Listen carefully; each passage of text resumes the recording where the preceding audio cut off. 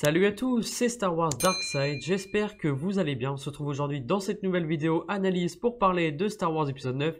Juste avant de commencer cette vidéo, je suis désolé parce que voilà, comme je l'ai dit dans ma dernière vidéo, j'ai eu quelques soucis de problèmes d'internet et aussi par rapport au travail, etc. Donc voilà, on se retrouve aujourd'hui dans cette vidéo analyse. Je sais qu'il y a des confrères youtubeurs qui l'ont fait. Voilà, moi je suis un peu en retard, mais c'est pas grave. Je n'ai pas regardé les vidéos analyse encore des youtubeurs, donc voilà. S'il y a des shows qui se ressemblent, c'est normal. Après tout, on est youtubeurs, on a tous des idées, donc voilà, c'est parti.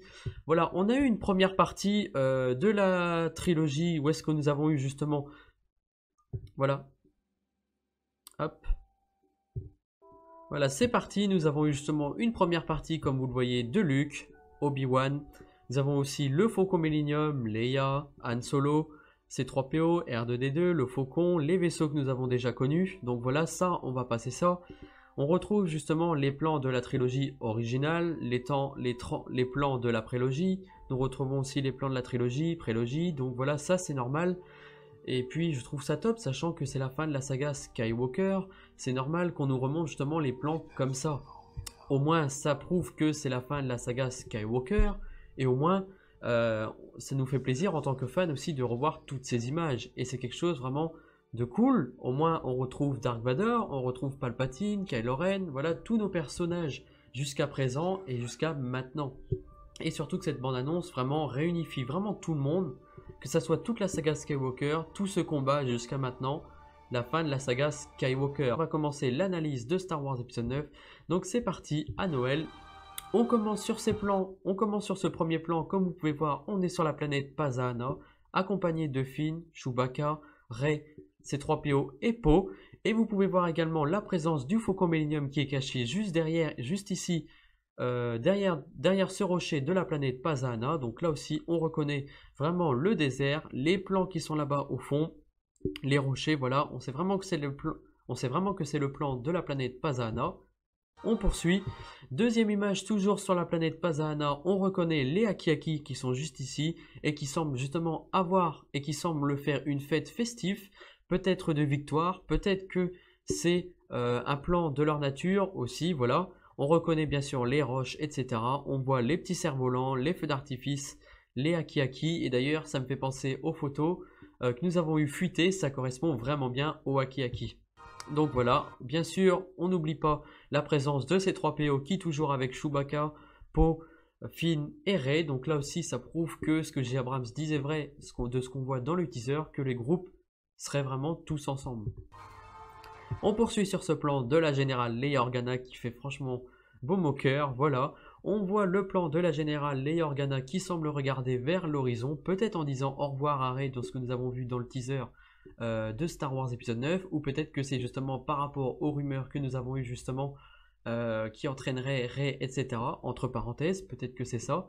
Voilà, je pense que c'est vraiment, je pense que ça va être vraiment sur la lune d'Endor. Je sais pas, le plan me fait penser vraiment à Endor avec les feuilles, les plans aussi, ce qu'on voit derrière. Peut-être que ça correspondra justement avec le plan où Rey s'entraîne. Je me dis que c'est tout à fait possible.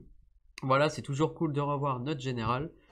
Prochain plan, l'histoire fait de toute une génération. Donc là aussi, voilà. On a un plan sur la résistance. On peut voir justement que ça semble être une nouvelle planète. On voit justement qu'il y a des X-Wing T-70 ainsi qu'un forceur de Blocus, peut-être le Tantive 4 justement, que nous avons eu justement dans les photos qui ont été présentées à la célébration pour les gens qui étaient là-bas. Ils sont présents, on peut voir que toute la flotte est présente d'un côté d'un nouveau vaisseau, du même gabarit que le Faucon Millennium. Je ne sais pas quel vaisseau ça pourrait être, j'ai essayé de chercher un petit peu, j'ai pas tellement d'idées, peut-être que c'est un vaisseau en rapport avec The Rebel, Star Wars Rebel, peut-être un rapport avec Star Wars The Clone Wars, mais j'ai pas trop d'idées par rapport à ça. Dites-moi dans les commentaires si vous avez une idée par rapport à ça, j'ai pas trop d'idées. On voit également les chasseurs A-Wing et Y-Wing qui sont également là, qu'on a vu aussi, qui font leur retour dans Star Wars épisode 6, voilà. On voit également des chasseurs B-Wing qui apparaissent pour la première fois, ils marquent justement leur grand retour que nous avons vu dans Star Wars épisode 6. On voit des X-Wing T-70 abordés avec une livrée blanche et orange. D'ailleurs, ça me fait penser au X-Wing orange que nous avons vu dans la photo fuitée, si vous en souvenez bien, dès le début du tournage. Donc peut-être que ça va être effectivement le cas. D'ailleurs, on voit que le vaisseau, on voit que la flotte de la Résistance s'est renforcée, peut-être avec Leia à bord, du moins que c'est tout à fait possible. On passe au prochain plan, comme vous pouvez voir, une flotte impressionnante, mais vraiment énorme de Star Destroyer. Ce qui semble être impressionnant, c'est que ça semble correspondre à la planète Kijimi que nous avons vu dans le teaser de Star Wars épisode 9. Je sais pas, ce côté bleuté, le fait qu'il y ait des éclairs, etc. Je me dis que ça pourrait très bien correspondre à cela. Et peut-être que ça correspondrait justement au prochain plan que nous voyons justement Finn, Jannah, et aussi une autre personne qui semble bien sûr maintenir le Faucon Millennium. Du moins, je pense que c'est le Faucon Millennium ou peut-être un autre vaisseau. Il n'y a pas d'autres détails qui permettent de certifier ça, mais je me dis que c'est tout à fait possible. On reconnaît également un autre vaisseau que je vous ai parlé tout à l'heure dans le précédent plan qui semble être à côté justement soit du Faucon Millennium ou peut-être un autre vaisseau avec Jannah et Finn. Et d'ailleurs, il semble vraiment avoir peur. Et je me dis qu'il passe vraiment tout près de la flotte impressionnante de Star Destroyer. Et peut-être justement avec la flotte site de Palpatine. Je me dis qu'il y a un lien dans tout ça. On passe sur le prochain plan, tous une génération à une fin. C3PO qui a des yeux rouges. Donc là aussi, j'ai ma petite idée. Je pense que... Alors pour moi, sur ce plan-là, j'ai deux hypothèses. La première hypothèse, c'est que soit C3PO est reprogrammé par le Premier Ordre, c'est-à-dire qui deviendra méchant et qui donnera tous les plans de ce qu'il a connu. Peut-être que ça va être relié aussi au Wayfinder, sachant que C3PO est là pendant les 9 films. Voilà, peut-être qu'il va essayer d'avoir des informations de la part de C3PO en justement en allant dans sa tête. Ça me fait penser justement à Cad Bane dans The Clone Wars. C'est-à-dire, comme vous le savez, Cad Bane apparaît dans la série The Clone Wars et il essaye justement de reprogrammer C3PO ou du moins d'avoir des informations sensibles pour justement attaquer le temple et pouvoir justement prendre un holocron Jedi. Peut-être que ça sera aussi dans ce sens-là. Ou la deuxième hypothèse, je me dis, c'est que C3PO pourrait justement se connecter à un langage ou quelque chose de spécifique justement par rapport à The Clone Wars et à Star Wars Rebels, c'est-à-dire peut-être en programmant de nouveaux droïdes, par exemple séparatistes, peut-être aussi des droïdes que nous avons déjà connus aussi, justement pour aider la résistance, car comme vous le savez, dans The Last Jedi, la résistance a pris cher, et peut-être que justement il va essayer de trouver de nouveaux alliés potentiels, c'est que ça soit de droïdes, des hommes, voilà, beaucoup de monde, et puis je me dis que ça pourrait être cool justement de revoir des droïdes qu'on a déjà connus, en plus des choses de la résistance. On poursuit sur ce plan, comme vous pouvez voir, cette fois-ci un rayon rouge qui semble détruire quelque chose sur la planète de Kijimi, car comme justement ça me fait penser à la planète Kijimi quand on voit déjà les roches, le ciel bleu et aussi la neige qu'on voit juste ici, c'est ce qui me semble vraiment être la planète Kijimi. Donc voilà, je pense que ça va être effectivement le cas. On verra si ça va être cette planète à l'avenir, mais pour moi c'est la planète Kijimi quand on voit déjà la neige, la roche et cet aspect bleuté qu'on a vu dans le teaser de Star Wars épisode 9. On poursuit sur un autre plan, comme vous pouvez voir, Rey qui s'entraîne, ce qui s'en met vraiment toujours, ce qui me fait penser à moi, à la lune d'Endor. On voit justement la sphère d'entraînement qui est des Luke dans la trilogie originale, et qu'on voit d'ailleurs, il me semble, dans The Last Jedi quand Finn ouvre la porte du Faucon Millennium et qu'on voit les livres. Il me semble qu'on voit la sphère d'entraînement, je peux me tromper, mais voilà, ça fera toujours écho justement à Star Wars épisode 6 et je trouve ça cool. D'ailleurs, de ce qu'on voit, on voit que Rey lance le lave vraiment verticalement. Ça a l'air vraiment badass et puissant, puis elle semble énervée d'ailleurs. Je me demande si c'est pas à cause de quelque chose en particulier. Peut-être qu'elle est énervée à cause de son entraînement ou peut-être à cause de la sphère, je ne sais pas. C'est tout à fait possible. On poursuit sur ce plan, comme vous pouvez voir sur ce plan-là, nous voyons Rey balancer le sabre contre un arbre qu'elle explose vraiment verticalement. Et voilà, c'est quelque chose vraiment d'impressionnant à ce moment-là, sachant que nous n'avons pas vu ça dans Star Wars épisode 7 et dans Star Wars épisode 8. Et vraiment, le 9 semble vraiment que Rey a beaucoup évolué et que Luke a transmis tout le savoir, c'est-à-dire nous avons transmis notre savoir, peut-être que nous avons voir justement Luke, Yoda, Obi-Wan, du moins il y a tellement de possibilités, peut-être même Anakin, voilà. On reconnaît justement juste ici la petite sphère d'entraînement que Rey utilise, du moins ça fait écho au Retour des Jedi et aussi à la trilogie quand Luke s'entraîne justement avec Ben Kenobi. Donc là aussi ça pourrait vraiment être préparé justement pour la grande bataille finale. Voilà, ça me fait vraiment penser à Endor quand vous voyez les feuilles qui sont juste ici, les arbres qui sont juste en haut, qui fait vraiment penser à la lune d'Endor. Peut-être que ça va être effectivement le cas. Pour moi, je pense que c'est possible, sachant que justement l'étoile de la mort 2 et justement sur la ligne Endor, voilà, et sachant qu'il n'y aura pas Palpatine, je pense qu'elle s'entraîne justement pour se préparer à la bataille finale, voilà. Je pense que c'est quelque chose qui est vraiment dans ce sens-là. D'ailleurs, quand on la voit casser l'arbre, elle a l'air vraiment énervée. Peut-être que c'est à cause de la sphère d'entraînement, ou est-ce que, par exemple, la sphère d'entraînement l'aurait touchée, ou peut-être à cause parce qu'elle n'arrive pas à son objectif comme elle le voudrait. Voilà, il y a tellement de possibilités. Peut-être que ça va être effectivement le cas, mais je pense que ça pourrait vraiment être la lune d'Endor. On poursuit sur le prochain plan, toujours avec Rey, avec le petit foulard rouge d'ailleurs. On reconnaît aussi la petite banderole là qu'on a vue justement dans la photo que nous avons eu justement entre Poe, Finn et Rey qui s'entrelacent sur la planète Pasaana. Donc là aussi, on voit aussi un bâton, donc peut-être que c'est un bâton comme ça d'entraînement auquel sert. Voilà, il y a des petits détails comme ça que quand on regarde image par image, qu'on reconnaît justement quelques petites choses. D'ailleurs, toujours cette tenue blanche, pas autre chose.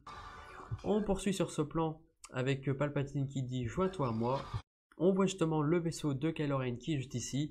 D'ailleurs, ça me fait penser au teaser de Star Wars épisode 9, car beaucoup se demandaient si c'était Kylo Ren qui pilotait son vaisseau, qui pilotait son chasseur-taille justement dans le teaser que nous avons vu sur la planète Pasaana. Donc voilà, on voit que c'est effectivement le cas.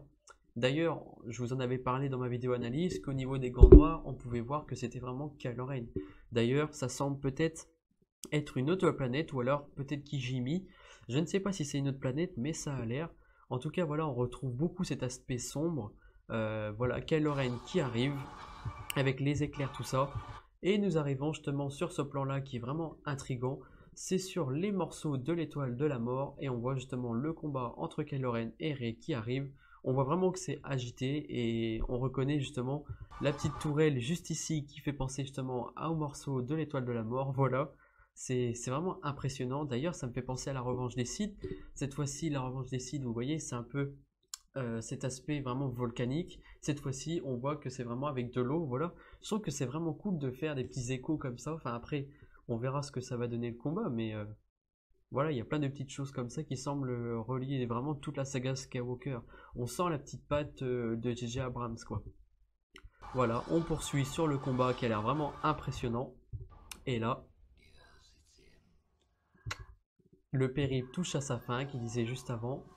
Et nous arrivons justement sur ce plan impressionnant de Rey du côté obscur. Ça a beaucoup fait parler, mais il faut savoir que StarWars.com a justement dit que Rey ne passerait pas du côté obscur, que ça serait vraiment une vision. Ça a été confirmé justement par le site StarWars.com.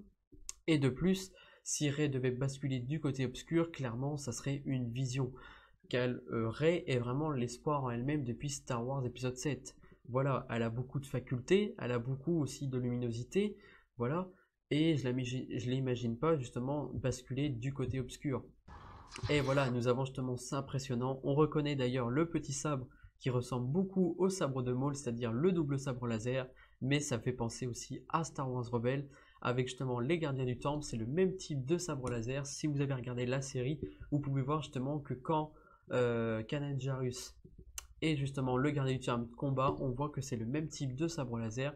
On voit justement bien sûr sur le muraille justement avec tous les sabres laser. Voilà, je voulais vous montrer ça parce que vraiment ça fait écho justement aux séries et sachant que c'est la fin de la saga Skywalker, ça va réunir tout ça.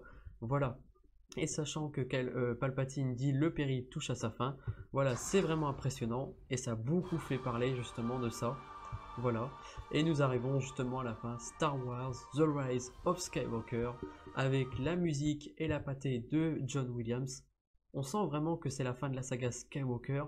D'ailleurs, on peut noter que ce teaser de la D23 qui a été dévoilé est vraiment sombre.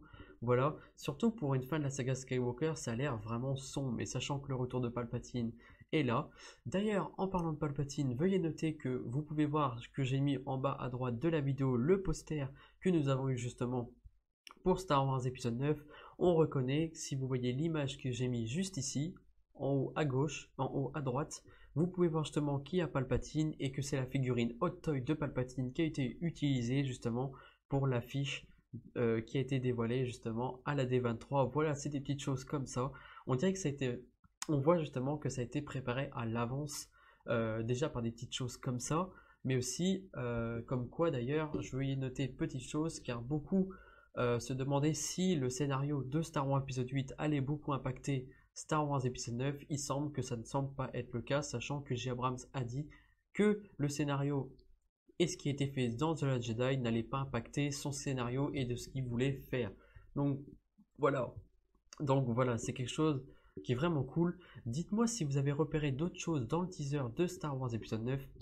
Voilà, c'était mon avis. N'hésitez pas à laisser un petit like et à partager la vidéo. C'était Star Wars Dark Side. À la prochaine. Ciao. Je te remercie d'avoir regardé ma vidéo. Si le contenu te plaît, n'hésite pas à t'abonner et activer la cloche de notification pour suivre les dernières news, rumeurs, actualités. N'hésite pas également à me soutenir sur Utip gratuitement. Ça te permettra de me soutenir gratuitement en regardant quelques publicités. N'hésite pas également à me suivre sur les réseaux sociaux, Discord. En tout cas, merci à toi de ta fidélité et merci à toi d'avoir regardé la vidéo. C'était Star Wars Dark Side. À la prochaine. Ciao.